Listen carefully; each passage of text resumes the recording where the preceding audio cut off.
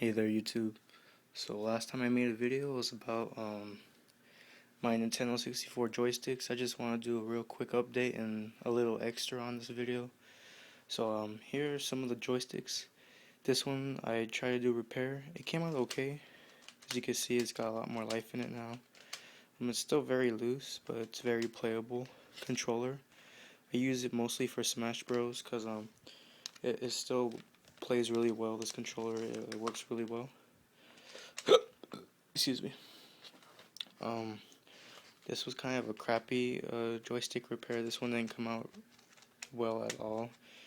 You could hear some roughness when you try to use a joystick, like the material, the quick steel wasn't really, the putty, it wasn't really smooth out too good. So I'm probably gonna have to just get a new joystick or try to redo it again. But yeah, this one did not come out well at all. I did get some new GameCube style joysticks for some of my controllers I want to use. This was a used watermelon controller. Its joystick, the original joystick, is like almost brand new. It's an OEM joystick.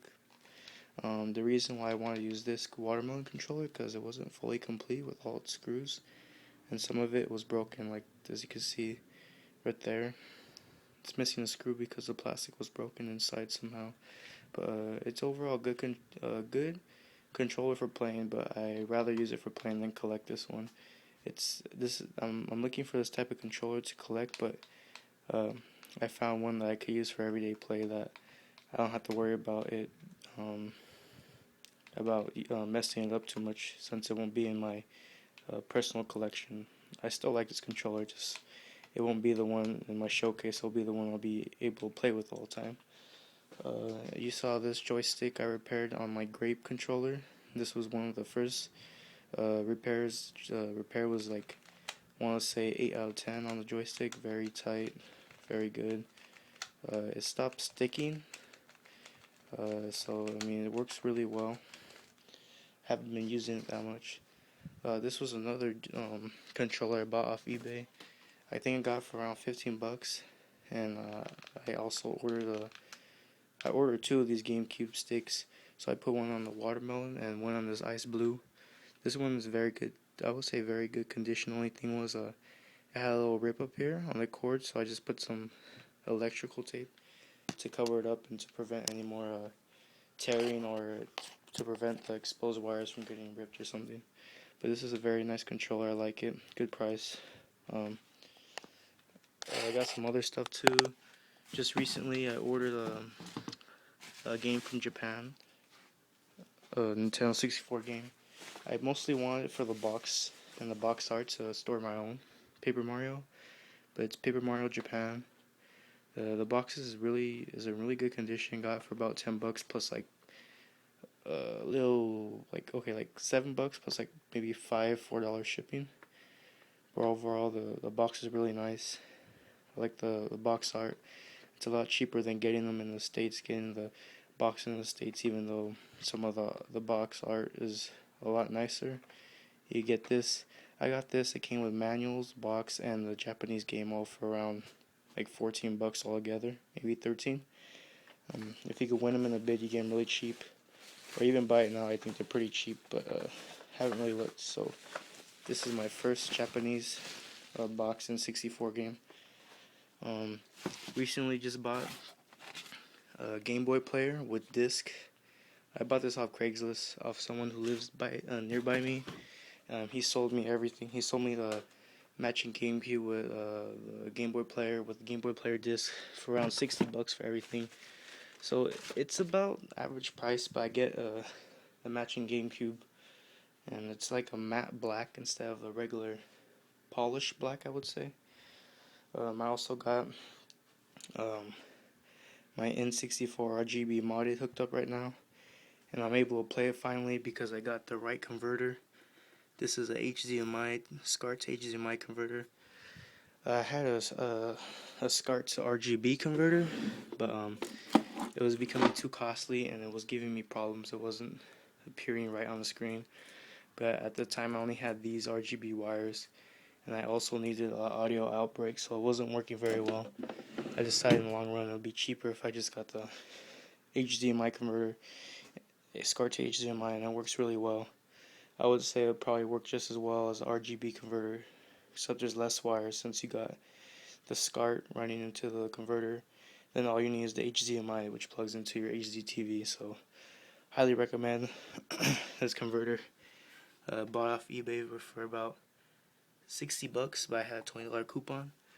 It cost more because I bought it from the States, and I didn't want to wait the 2 weeks, and I wanted to get it then. So if there was any problems, I could ship it back, because if you ship stuff back to China, it costs a lot more, they say. So I'd rather just be safe than sorry. I also got another project here. I'm working on one of my Watermelon 64 controllers I want to save in my collection. The only problem is the last owner must have smoked, because the smell of smoke was trapped in the controller, and it smelled really bad. And the box I was keeping it in over there, it was just smelling the whole box up, and everything I had in there like smoke. So everything's fine now. I just need to clean it up, reassemble it. I also bought a cheap extreme green controller. It was so cheap because a lot of it was broken in the inside. A lot of the screws were broken. There's about maybe 2 spots where I can actually screw in the screws, and then the screws are missing for the spots, such as where the memory card or rumble pack would go. It's also missing the little gray flap which holds and locks the rumble pack and memory card in. But it's another project I'm working on, and then I'll have another EDC everyday controller that I could use. What I really want to show you is another piece. I've been quite a Gundam fan for a while. It's just recently I got back into actually collecting them. This was my original Gundam, Shining Gundam. I had them back when Toonami was showing Gundam, but actually I think I believe there's 2 Gundam shows on. There was G Gundam, which had Shining Gundam, Dragon Gundam, Bolt Gundam, and all those Gundams. And then there was another Gundam show. But all this time I thought I was watching this one, but I think I was watching the other one, which had like these different kind of Gundams that I really don't know. But I just got back into it. I watched the whole series of G Gundam. It was pretty cool. I liked it.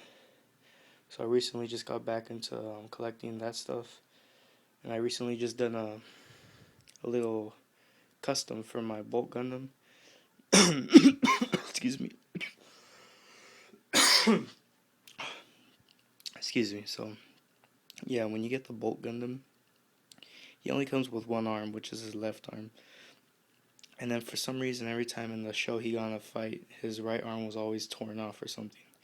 So I saw a person on eBay who was selling them with 2 arms, and I noticed this arm was also battle scarred. So what I had to do, I had to take apart 2, like right here where this little plastic piece connects to the arm, and the plastic piece that connects to like the bicep.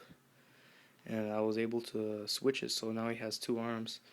The only problem is his hands he has only 2 or 3 right hands. He has one where he could hold his weapon. I believe he has 1 or 2 fists, and I want to try to get a fist so he looks legit, But so far he looks pretty cool, instead of just missing his 1 arm, looking all retarded. So yeah, I'm pretty happy about that.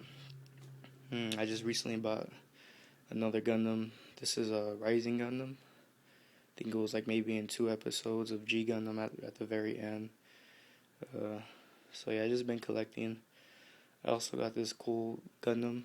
It's a Shining Gundam, just like a see-through version. I was kind of skeptical at first, because I'm like, oh man, it looks like a cheap plastic Gundam. But it's actually the same material as those guys, except it's just a see-through version. So it feels very has the quality of the other Gundams, the MSI Gundams, and I mean, it doesn't feel cheap. It just looks cheap. But actually, when you get it, it looks better than you would think.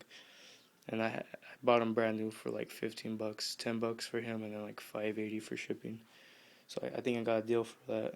And he came with everything since he came in the box. It's just, I think the box is over here. I'm just not using the parts right now. Yeah, this is the box. He came with his 2 beam sabers, his shining Gundam hyper mode head, his shining finger, and 2 extra fists. See, a translucent shining Gundam. I guess he was like a Toy Fair exclusive, but he's not that expensive. I seen him for around 24 plus shipping, but it's a little costly. But I was able to get mine cheaper. Recently, just bought Dragon Gundam. He's almost complete. He's just missing one of his flag staffs, I guess you would say. And along with Dragon Gundam, I just bought Heavy Arms, the Heavy Arms Gundam with him. I guess this is the variant one since his leg missiles don't show.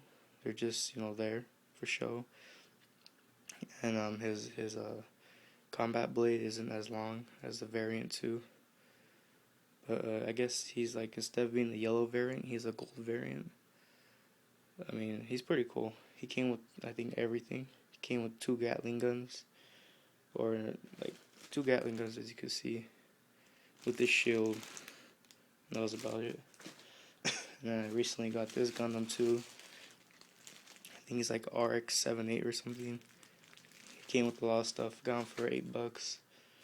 And I got a score, another score where I got Burning Gundam Battle Scarred for $8 from the same seller.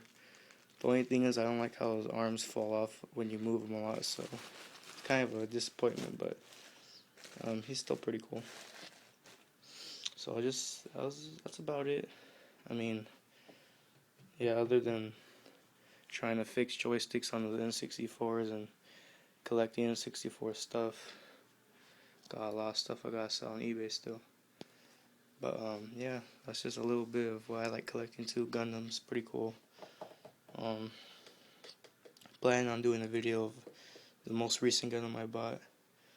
I just bought Dark Gundam, also known, I guess, as Devil Gundam in Japan. But I guess Devil's a strong word over here in the States, so they didn't keep his name as Devil Gundam. Excuse me, my throat's getting dry.